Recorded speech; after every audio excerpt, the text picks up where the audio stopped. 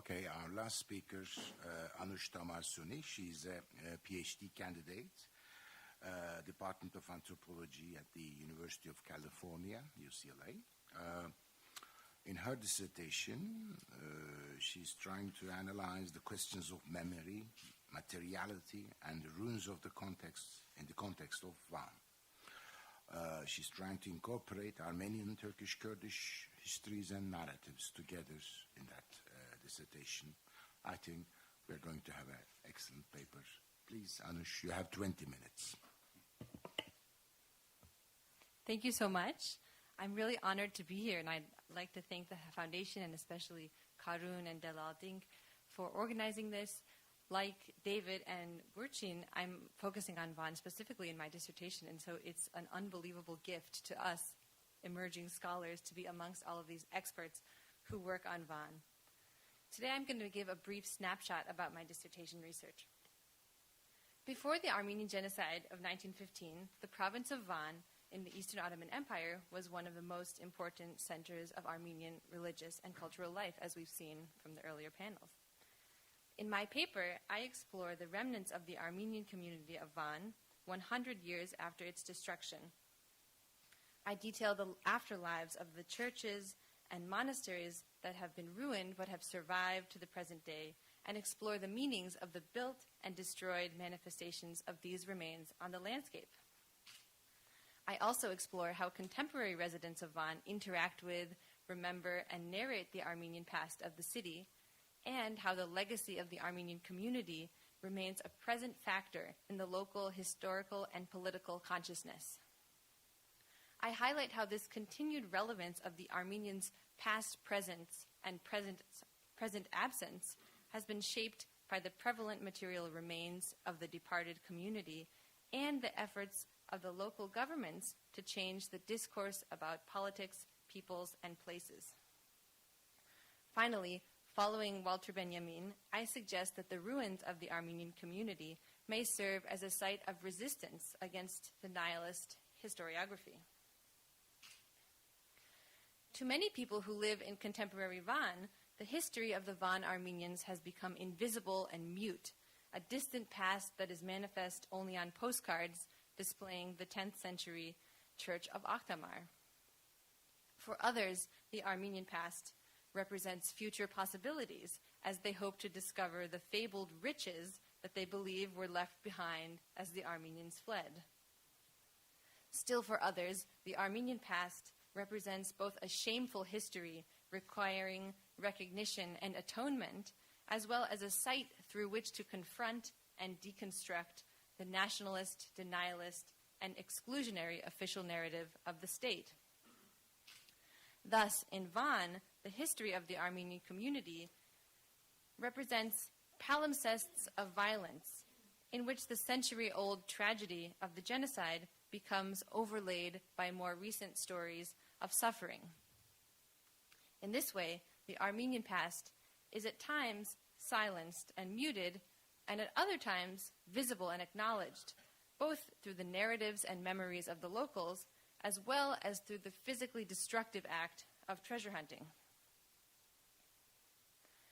In Van, the material legacy of the Armenian community and the palimpsests of violence are visible on the landscape. 100 years ago, Van was a province with nearly 300 churches and monasteries and over 400 Armenian villages.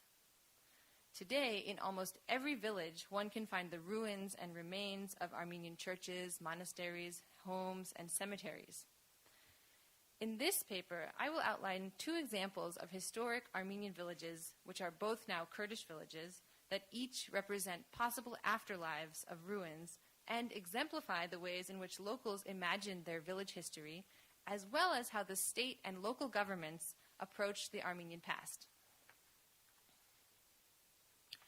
Khorkom is a village in the Edremit district of Van province.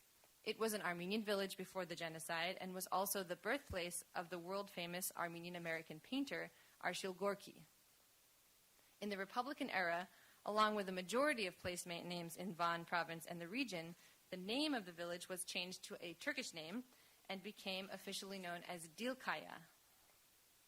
Just as the original Armenian name was erased from the map, slowly over the years, the Armenian churches, monasteries, homes, and cemeteries were also dismantled and repurposed by the Kurds who later settled there. My first visit to Khorkom in 2011 was a visit in which my local guide took me there to see Arshil Gorky's birthplace, as well as to see the local church. But when we arrived, we discovered that in the place of the church, there had been a house that was built in its place. We were confused about this, and we asked a man who came from a neighboring garden, and he explained to us that the owner of the property on which the church was standing decided to tear it down to build a house for him and his family, even though the local imam had warned him to respect the church as a holy site. After he had torn down the church and built his house, disaster fell upon him and his family. His wife and his son died. His second son became paralyzed, and he himself became ill and was left bedridden. The neighbor who told us this story pointed out an Armenian khachkar, or carved cross stone, that was visible in the foundation of the house, and concluded this tragic tale by explaining that the whole village knew that such bad fortune had befallen the man because he had destroyed the church. In this tragic tale of destruction of both the church and the man's family, the violent history of the Armenian community is congealed in the space of the church. The church is no longer a mute and inactive ruin, but a node around which lives are lived and destroyed, and the past is imagined and narrated. Indeed, the church acquires agency and becomes a destructive actor in its own right. This year I visited Khorkom again to see the Edremit municipal government's newly built memorial fountain commemorating the birthplace of Arshil Gorky. This was a remarkable monument considering the policy of denial, destruction, and the rewriting of history that has been dominant in Turkey since the founding of the Republic. Over the past few decades, local initiatives have had a considerable impact on the perceptions of the Armenian past in the southeast, despite and indeed working against the official state narrative regarding Armenian history. The Edremit municipality is one example of a local government that has been trying to come to terms with its local history and to acknowledge the Armenian past in a spirit of democratic inclusiveness. With small yet striking gestures, such as writing some of their municipal signs in Armenian, Turkish, Kurdish, and English, the municipal government is attempting to both acknowledge the Armenian history of the area and to change local historical consciousness. Last year, in the village of Khorkom, the municipal government decided to officially commemorate the local Armenian history in an attempt to reverse the ongoing process of erasure and destruction. I spoke with some of the municipal officials who planned and carried out the project, and they explained to me that on a visit to the village the previous year, they were surprised when locals took them to drink water from a natural spring which they called Gorky Spring, or Gorky Cheshmesi. After they inquired further about this, they learned the story of Arshil Gorky and that he was born in the village. With this new information, they decided to build this fountain on the site of the spring and install a sign next to it that provided a short biography of Arshil Gorky in Armenian, Turkish, Kurdish, and English. And I believe actually some friends from Agos helped them with the translation into Armenian. I went to the fountain to visit the fountain with two local Kurdish friends who live in Van, Zeynep and Azad. And when we arrived, we read the inscription on the fountain, which was its name translated into 4 languages. In English, it said, Gorky Fountain. In Turkish, it said, Gorky Cheshmesi. In Armenian, it said, Gorkut Shadırvan, and both the Turkish and the Armenian mean the fountain of Gorky. In Kurdish, however, it read, Kani Gorky. And this was confusing to us because it was grammatically incorrect. Our friend Zeynep was irritated and began to complain about the incompetence of the municipality. She said, how absurd. Here they are, Kurds, trying to make a statement about how democratic and inclusive they are, and they're by building a fountain for an Armenian, and they can't even write properly in Kurdish. At least learn to write in your mother tongue. The problem with Kani Gorki, the problem with the Kurdish inscription, Kani Gorki, means fountain Gorki. It should have been Kaniya Gorki, which would mean the fountain of Gorki. While Zeynep was grumbling about this seemingly careless error, our second companion, Azad, pointed out a deeper irony. Kani Gorki, he said to himself. Maybe they wrote that on purpose. Maybe they're trying to get people to think about the Armenians' absence. Indeed, we then realized the unintentional double entendre, because Kani in Kurdish is both the word for the noun fountain as well as the question word where. So, the grammatically correct translation for the inscription Kani Gorki can be read as, where is Gorki? There you go. This accidental error turned the fountain into more than just a monument commemorating the birthplace of one individual Armenian painter. It became a site of interrogation, a space to ask the question, where is Gorki? Where are the Armenians? What happened to them? Why are they absent, and where did they go? The inadvertent omission of those two letters opens the space to interrogate the official history of erasure and to reimagine local history in new and more inclusive ways. Thus, both intentionally and unintentionally, the monument serves to acknowledge the Armenian past and to question the Armenians' present absence in the village. The example of Khorkom, a village in which the local Armenian history is acknowledged and commemorated by the local government, is a rare one.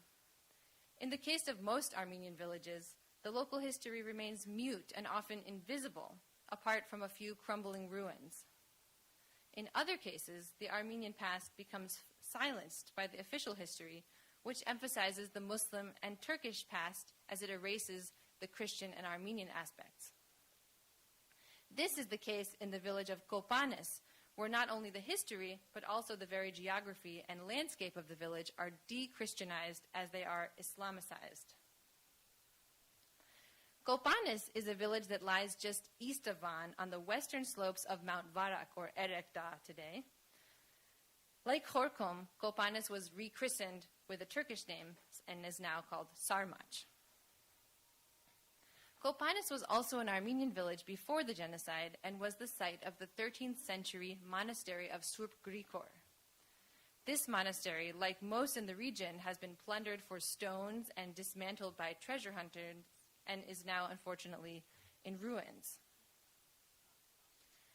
Beyond its Armenian history, which is of, unfortunately, little interest to most locals other than zealous treasure hunters, Kopanes has another special significance that makes it a local tourist attraction, especially in the summer. The village is a religious pilgrimage destination for local Muslims because it was the site where the Kurdish Sunni Muslim theologian Said Nursi lived for some time in the early 1920s in a small abandoned chapel on the hill above the monastery. A few years ago, in order to commemorate Said Nursi's time in the village, the governorship built a small mosque at the base of the hill and paved a path decorated with quotes from Said Nursi leading up to the top of the hill where the chapel is. The blatant irony of the situation is that while all of this effort is made in order to commemorate Said Nursi, the actual site where he stayed and taught, the small chapel at the top of the hill, is in ruins. On one of my first visits to the village with my friend Azad, we encountered a gregarious local man named Shefik, who was eager to share his knowledge of the village with us. We were standing on the platform that you can see there next to the mosque, and we were looking out over the ruined church, the village, and the stream running down the valley towards the city of Van. Shefik had just been doing some yard work while we were talking, and he had a large, rusty saw that he was waving around as he was pointing left and right, which was kind of intimidating, but it also made it more exciting. Thank you. So we asked him about the church, and he told us that unfortunately it had been destroyed by treasure hunters and locals who had been looking for stones to build with. We were then joined by another villager named Bekir, and the two of them recounted to me how in the 1980s the villagers tore down one of the two churches and used the stones to build part of the mosque for the village. One of the walls of the mosque, however, collapsed, and they concluded to themselves that it might not be appropriate to build a mosque out of stones from a church, so they decided to reuse those stones and build a school. Indeed, on my next visit, I went and visited the school, and you could see on this one-room schoolhouse the visible crosses that were still in the stones on the outside of the walls. Our new friend Shefik was an enthusiastic rock hunter, and he explained that his grandfather used to talk about the times when Armenians and Muslims lived as neighbors. He said, "They were very hardworking," my grandfather used to say. "They weren't like us. Wherever they went, they built things, and they left their names behind, so we remember them." He then pointed to this large rocky outcrop across the small valley and said, "You see that rock? They call that rock Kevre Mujo, or Mujo's rock in Kurdish. Mujo was an Armenian man, and it is named after him. Many years have passed, but we see that rock and we still remember him. You see, in the old days, people left their names behind, but not anymore." Hearing this, Bekir, the other villager, interrupted Shefik's narrative to add his own interpretation, saying, "Wait, there's more to the story than that. In the old days, there was an Armenian man named Mujo in this village, and they took him and his whole family up to that rock and threw them off the rock into the valley and killed them. That's why they call the rock Kevre Mujo." Shefik, the first villager, seemed to not hear Bekir's comment and continued with his narrative, saying, "The Armenians left their names behind, like the names of our villages. They are all left from the Armenians. For instance, this village is called Kopanis, and there are a lot of other villages like that, Shushanis, Ermanis, etc. And do you know where those names come from? A long time ago, there was an Armenian woman named Nis who was very wealthy, and she owned 100 villages. She had villages all the way from here to Khoshap, and all of the villages were named after her. That's why they're called Kopanis, Shushanis, Chorevanis, etc. In fact, the original Armenian names of many of the villages in the area end in the Armenian plural ending ants, which contemporary Kurdish locals pronounce as anis. Because of this, Goghpans becomes Kopanis, and the neighboring village of Zirvandans becomes Zirvandanis, and the village after that, Sorovans, becomes Chorevanis. Mythical as it may be, however, the story of the woman named Nis is just one of the many ways that the Armenian past lives on in the present in Van and makes up part of the living local history.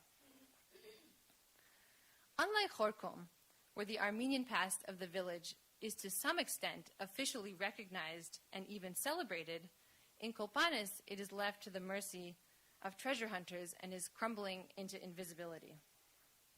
In Kopanis, the Islamic significance of the village is emphasized and memorialized, and this process becomes visible on the physical landscape.